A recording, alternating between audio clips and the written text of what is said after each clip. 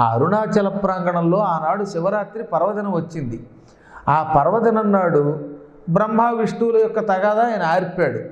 ఆపిన తర్వాత ఏం చేశాడు?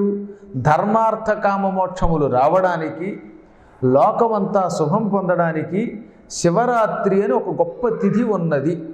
ఈ తిథిని పట్టుకుంటే ఈ పాంచభౌతిక శరీరం కాకుండా స్వేచ్ఛాపూర్వకమైన శరీరమును పొందుతారు అని భగవంతుడు విష్ణుమూర్తి గరుత్మంతుడికి చెప్పాడు. భూలోకంలో మానవులకి నిరంతరం అన్నిటికంటే గొప్ప భయం మృత్యు భయం. ఈ మృత్యువు నుంచి బయటికి తీసుకొచ్చే అపూర్వమైన ఒక పర్వదినం ఉన్నది మనకి. జన్మానికి ఒక శివరాత్రి అంటారు, అందుకే దానిని. ప్రతి సంవత్సరము మాఘమాసంలో ఆ చతుర్దశి నాడు అర్ధరాత్రి వేళ లింగోద్భవ కాలంలో ఈశ్వరుడి మీద ఎన్ని నీళ్లు తల్లితే చాలట, మళ్ళీ ఎక్కువ కూడా అక్కర్లా, కొంచెం నీళ్లు తల్లితే ఆ మాత్రానికే అభిషేకం అనుకుంటాడు ఆయన. అయ్యా, గరుడ పురాణంలో శివరాత్రి మహిమ గురించి అపూర్వమైన కథ ఉన్నది. పూర్వం సుందరసేనుడు అని ఒక ఆయన ఉన్నాడు. కొంచెం జాగ్రత్తగా వినవలసిన చాలా గొప్ప కథ అనమాట. సుందరసేనుడు అనే పేరుతోటి ఒకానొక బోయివాడు ఉండేవాడు. ఈ బోయివాడికి కన్న తల్లిదండ్రులు ఏ పేరు పెట్టారో తెలియదు, కానీ వాడికి ఆ అడవిలో ఉన్నటువంటి ఋషులు మాత్రం వాడికి సుందరసేనుడు అని పేరు పెట్టారు. వాడికి వేటే వృత్తి. ఎంత క్రూరుడంటే వాడు నిత్యము అప్పుడే పుట్టిన జంతువుని కూడా చంపేసేవాట. వేటాడే వాళ్ళకి కొన్ని నియమాలు ఉన్నాయి. గర్భంతో ఉన్న జంతువుల్ని చంపరు, చిన్న పాపలుగా ఉన్న జంతువుల్ని చంపరు. జింకలు, కుందేళ్ళు పసిపాపలుగా ఉంటే లేగదూడల్ని చంపరు వాళ్ళు. కానీ వీడు అదేంటో తెలియదు, కానీ వాటిని కూడా చంపేవాట. అందుకని కసికొద్ది ఋషులు సుందరసేనుడు అని పేరెట్టారు. నిజానికి ఇది వ్యంగ్యం అన్నమాట. ఒక్కొక్క వ్యక్తి అస్సలు సరిగ్గా మాట్లాడలేడు అనుకుందాం, అటువంటి వాడు ఉపన్యాసం చెప్పడానికి కూర్చోగాని వాడికి ఎంత పండితుడో, మహాపండితుడండి అన్నామంటే అర్థం ఏమిటి? ఒట్టి సొంట అనలేక. అందువల్ల మీరు ఎవరినైనా తిట్టాలనుకుంటే ఒరే దుర్మార్గుడా, నీచుడా అని తిట్టకండి, మహాపండితులండి, వీరు జ్ఞానులండి అనండి. దానివల్ల ఎంతో లాభం. నేను ఒకసారి ధర్మ సందేహంలో చెప్పాను, గుళ్ళోకి ఎవరన్నా దర్శనానికి వస్తుంటే నడవండి నడవండి నడవండి అని విసుక్కోకండి, కదలండి కదలండి కదలండి అని తిట్టకండి, నమశివాయ నమశివాయ అనండి. కావాలంటే కసిగా ఇంకా వాళ్ళు కదలరు పట్టాన, ఆ లింగాన్ని పట్టుకుని వాళ్ళే పిక్కుపోవాలన్నమాట. ఇంకోటికి ఆ దర్శనం అవ్వకూడదు. అందుకని అలా పట్టేసుకుంటారు. వాడిని గంటపోతే వెనకాతల వాళ్ళకి దర్శనం అవ్వదు. సందేహం లేకుండా మనం ఎంతో కొంత గంటాల్సిందే. ఆఖరికి నా దగ్గర నుంచి మీ దగ్గర నుంచి అందరికీ ఆ పెచ్చ ఉంటుంది. కానీ ఉన్నప్పుడు మనమే దర్శనం చేసుకుంటే మిగతా వాళ్ళు ఏమవుతారు? కాబట్టి పాపం అక్కడ ఉన్నటువంటి వాళ్ళు తప్పక వాళ్ళని కదలండి, గంటాలి. గంటపోతే మిగతా కొన్ని లక్షల మంది అశేషంగా, ముఖ్యంగా శివరాత్రి లాంటి పర్వదినం నాడు వచ్చి పడిపోతారు. కానీ అక్కడ మాత్రం సంయమనంతో మనం చేయవలసిన పని ఏమిటో తెలుసా? కదలండి కదలండి అనకుండా, నడవండి నడవండి అనకుండా, నమశివాయ నమశివాయ అని కావాలంటే రెక్కబట్టి గంటండి. మీరు నమశివాయ అని వాడిని ఈడ్చినా సరే అవతల వాడు నమశివాయ అనే మాట వచ్చిందిగా రోట్లోంచి, లేదా హరహర మహాదేవ అన్నారుగా, మల్లికార్జున మల్లికార్జున అన్నారుగా, ఇక ఆ ముక్కతోటి మిమ్మల్ని ఏమన్నాడు కిక్కును మనం కూడా బయటికి పోతాడు. దానివల్ల ఎంత లాభం? మనము వాడిని గంటేస్తున్నాం. నడవండి అంటే అంతో, నమశివాయ అన్న అంతే. ఇక్కడ గుళ్ళో ఉన్నప్పుడు వాడిని గంటేస్తున్నప్పుడు. కానీ నమశివాయ అనడం ద్వారా ఒక పక్కనేమో వాళ్ళని బయటికి పంపుతున్నాం, ఆ పని అవుతోంది. అనుకోకుండా నోటితో నామస్మరణం చేశాం. ఏ వంకతో అయినా హరినామస్మరణ చేస్తే అది మనకి పుణ్యమే, హరనామస్మరణ చేస్తే పుణ్యమే, అమ్మవారిని తలుచుకుంటే పుణ్యమే. మన ఇష్టదేవత నామం మనకి నిరంతరం పుణ్యమే ఇస్తుంది. అగ్ని వంటిది అన్నారు నామస్మరణం, గుర్తుపెట్టుకోండి. అగ్ని ఎటువంటిది? మీరు తెలిసి ముట్టుకున్నా తెలియక ముట్టినా అందులో చేయడితే కాలిపోతుంది నిప్పు. అలాగే పరమాత్ముడి నామము కూడా ఇష్టమున్నా లేకపోయినా మీరు శివశివ నమశివాయ అన్నారంటే దానికి తగిన ఫలితం ఎంతో కొంత ఇస్తుంది, నిప్పు లాంటిది కనుక. అందువల్ల అలా అనండి. అలాగే భార్యాభర్తలు ఇద్దరికి మధ్యలో తగాదా వచ్చింది అనుకుందాం. ఎంతో ఆదర్శ దంపతులు, ఎప్పుడూ కొట్టుకోరు, కానీ ఆ మధ్యన కోపం వచ్చి కొట్టుకుంటున్నారు. అప్పుడు కూడా ఏమే దిక్కుమాలిందానా అని వీడు పిలవక్కర్లా, నమశివాయ అనవనండి. ఆయనకు కూడా కోపం వచ్చి కొట్టేయాలన్నది. కోపం వచ్చినప్పుడు నమశివాయ నమశివాయ అన్నాడంటే ఇంక ఈ కోపాలు ఏముంటాయి, పోతాయి. తద్వారా కోపంలో కూడా పరమాత్మ నామస్మరణ చేసిన పుణ్యం మనకు వస్తుంది. కాబట్టి మీద మెడబట్టి గంటేటప్పుడు నమశివాయ, అన్నం తింటున్నప్పుడు నమశివాయ, 2 బూరెలు వేయమనాలనుకోండి నమశివాయ, ఆ 2 బూరెలు చూపించండి. పోనీ 2 బూరెలు నమశివాయ అనండి, లేదా లాగి గోపు మీద కొట్టాలి ఆవిడ, ఏదో కొట్టినంత పని చేసి కొట్టేది లేనిపోరు కూడా కొట్టినా నమశివాయ అనండి. అన్నిటికీ తిట్టితే నమశివాయ, కొడితే నమశివాయ, పడుకుంటే నమశివాయ. ఆఖరికి సెల్ ఫోన్ మాట్లాడుతున్నాడు మన మధ్యలో, పురాణం మధ్యలో ఎవడన్నా అనుకోండి నమశివాయ అంటే వాడికి అర్థమవుతుంది. ఈ వంకతో నమశివాయ నమశివాయ అన్నాడు కనుక ఈ సెల్లు మాట్లాడటం వల్ల వీడు హెల్లకు వెళ్లకుండా వీడు హెల్లలోంచి హాయిగా ఫుల్గా శివుడి దగ్గరికి పోతాడు. ఎంత లాభం దీనివల్ల? అందుకని నిరంతరం పరమాత్మ నామస్మరణమును ఉచ్చరించుము అన్నారు. తెలిసి కానీ తెలియక కానీ ఆ పరమాత్మ నామస్మరణ చెయ్యాలి. ఎందుకు చెబుతున్నారు? ఇది వ్యంగ్యము అంటారు దీనిని. ఒక వ్యక్తిని సొంట అనకుండా పండితుడు అంటే వాడికి ఆనందం కూడా. అసలు దానివల్ల ఎంత లాభం? ఒకటి మన నోటితో తిట్టట్లా, ఒట్టి పనికిమాలిన వాడిని తమరు మహాపండితులు, తమరు జ్ఞానులు, నన్ను వదిలేయండి అన్నవంటే గొడవలేదు ఇక. అందుకని మన ఋషులు వీడు క్రూరుడు, ప్రచండు, నీచుడు, చిన్న చిన్న జంతువుల్ని కూడా చంపి తినేంత క్రూరుడైనా వాడికి సుందరసేనుడని పేరెట్టారట, ప్రచండసేనుడని పేరెట్టకుండా. ఈ బోయేవాడికి ఈ కథ మర్చిపోకూడదు ఈ హడావుల్లో. మీరు పూర్వం భయంకరమైన అరణ్యాలలో, కేకారణ్యాలలో, పుష్కరారణ్య ప్రాంతంలో ఒకానొక బోయేవాడు జంతువుల్ని వేటాడి చంపి తిని బతికేవాడు. కడుపుతో ఉన్న జంతువుల్ని, అప్పుడే ఈయనను దూడల్ని కూడా చంపేసేవాడు. ఇంకా పిట్టల్ని అయితే వాడు ఎన్ని పిట్టల్ని పొట్టన పెట్టుకున్నాడో లెక్కలేదు. అటువంటి క్రూరుడు వాడు. వాడిని ఋషులు ఆ క్రూరత్వానికి సుందరసేనుడు అని ఒక వ్యంగ్యనామం పెట్టారు. వీడి భార్య ఉన్నది, అది వీడికంటే 7 ఆకులు ఎక్కువ చదివింది. వీడు ఒక జంతువుని చంపి తినేవాడు. అది అలా కదట, పచ్చి చేపని బతికుండగానే అది గిలగిలా కొట్టుకుంటుంటే నోటితో పెట్టి కర కర కర కర కర కర క్యారెట్ దుంపలు నవిలినట్టు నవిలేసేది, కొరుక్కుంది. కార్తీక మాసంలో ఉసిరికాయలు నవిలినట్టుగా నవిలేసేది. అంత క్రూరత్వంతో ఉండేవారట వీడు. ఒక రోజున ఏం జరిగింది, వీళ్ళకి పెళ్లి రోజు. ఎంత దుర్మార్గులైనా మ్యారేజ్ డే, మళ్ళీ మూడు పెళ్ళాలు, ఇవన్నీ మామూలే. వీళ్ళకి పెళ్లి రోజు వచ్చేదిట.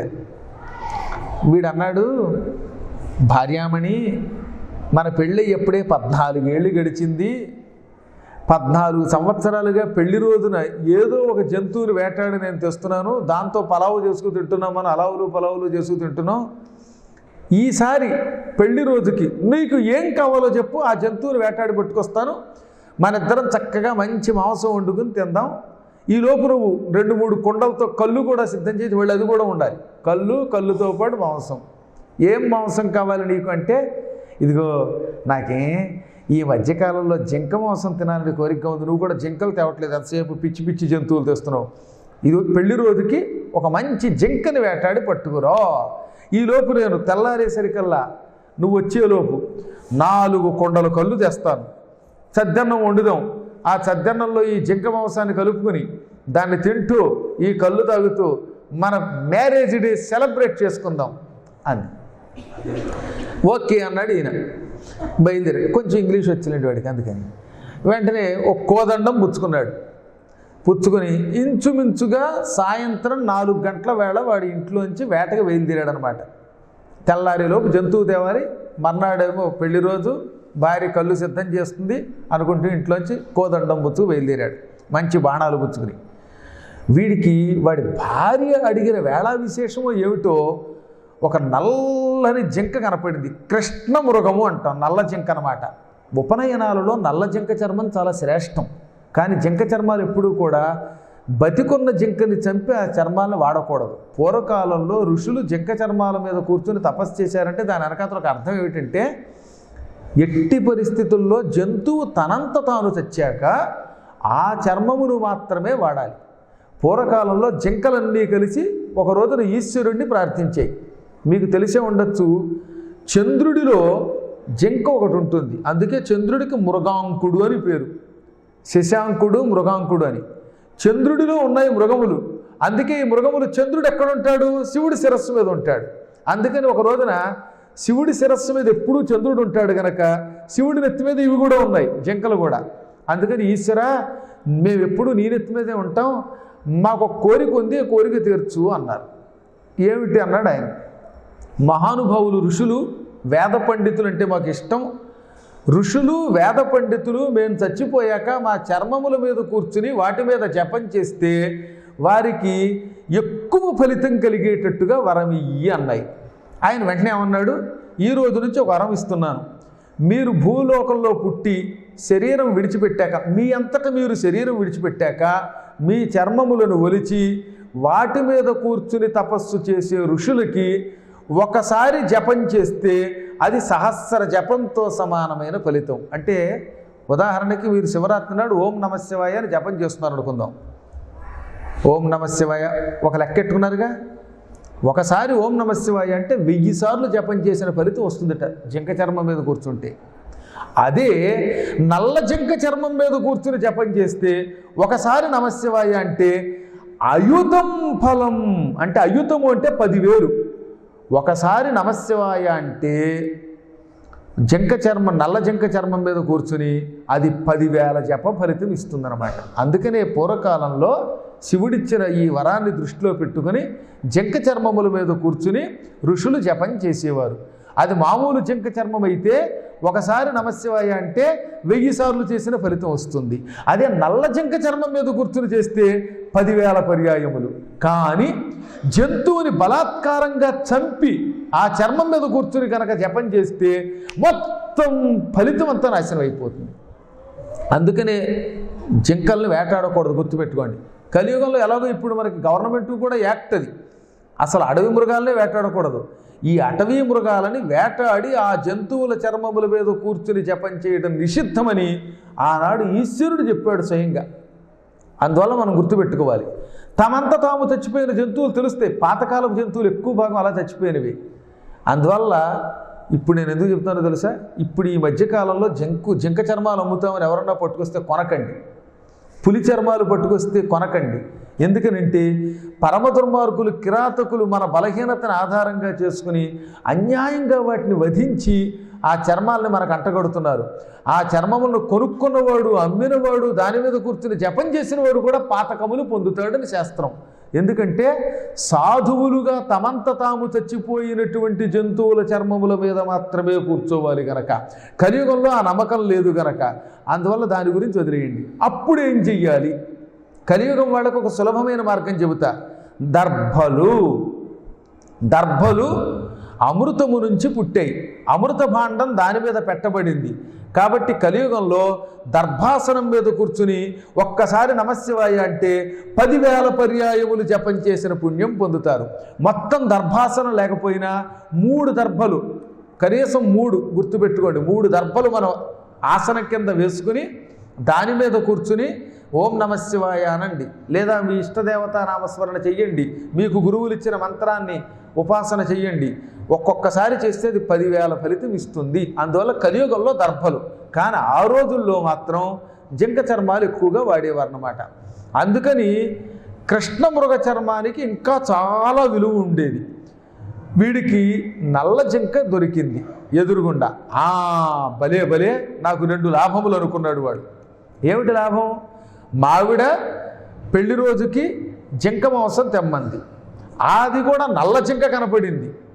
ఈ జింకని చంపి మాంసం మేము తింటాం, చర్మం చక్కగా ఒలిచి మా పక్కనున్న ఆశ్రమాలలో ఉన్న ఋషులకు అమ్మితే వాళ్ళు సంతోషించి వాళ్ళ దగ్గర ఉన్న బంగారం ఇస్తారు. ఆ ఋషుల దగ్గర చేతికి కంకణాలు ఉన్నాయి, కొందరికి ఉంగరాలు ఉన్నాయి, కొందరికి. ఎలా వచ్చాయి ఋషులకి అంటే ఋషులు ఏమీ సంపాదించలేదు. కానీ పూర్వకాలంలో మహారాజులు అడవికి వచ్చినప్పుడల్లా ఋషులకి ఇలా కంకణాలు వేసి గౌరవించేవారు. పూర్వం ఋషులకి పౌరాణికులకి కంకణాలు వేసేవారులేండి, వాళ్ళ దగ్గర కొట్టేసేవారు కాదు. అందువల్ల ఇప్పుడు ఋషుల దగ్గర బంగారం ఉంది, నల్ల జింక చర్మం ఇస్తే ఋషులు కంకణాలు ఇస్తారు, నాకు 2 లాభాలు అనుకున్నాడు. ఒకటి భార్య కోరిక తీర్చినట్టు అవుతుంది, మాంసం తింటాం. రెండవది ఋషుల దగ్గర ఈ చర్మం అమ్ముకుంటే బంగారం వస్తుంది. ఇలా అనుకుని బాణం ఎక్కుపెట్టి ఈ జింక వెంట పడ్డాడు వాడు. ఏమైనా ఈ జింకని వేటాడి మాంసం తిందాము అని. ఇక చూడండి, వీడు బాణం ఎక్కువ పెట్టగానే ఆ జింక మహావేగంగా రివ్వుని ఎగిరి పరిగెత్తిపోవడం మొదలెట్టింది. ఒకటే వేగం.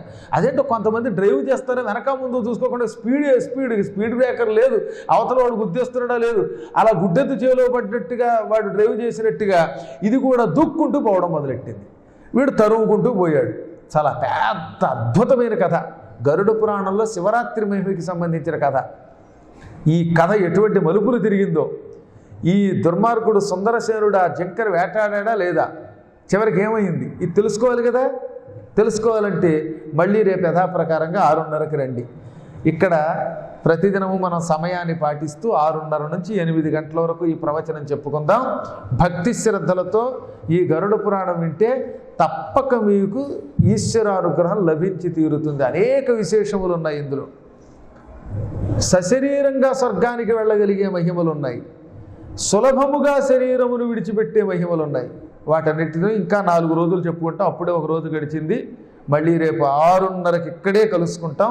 అప్పటి వరకు మన దేవస్థానంలో పనిచేస్తున్న సిబ్బంది అందరికీ, పరమ పుణ్యాత్ములైన ఈవో గారికి, సాగర్ బాబు గారికి, వారి సహాయకులకి, అసిస్టెంట్ ఈవో గారికి, అనిల్ కుమార్ గారికి, అందరికీ కూడా పేరు పేరున అనేక మంగళాశాసనాలు చేస్తూ, ఈ వంకతో ఆ పరమేశ్వరుణ్ణి, అమ్మని నాకు దర్శనం చేయించారు పురాణం వంకతో. మేము ఎప్పుడూ కూడా ఇక్కడికి ఏదో పురాణం చెప్పి మిమ్మల్ని ఉద్ధరించామని రాము, పురాణం చెప్పి మేము ధరించడానికి, ఆ వంకతో ఈశ్వర దర్శనానికి వచ్చాం.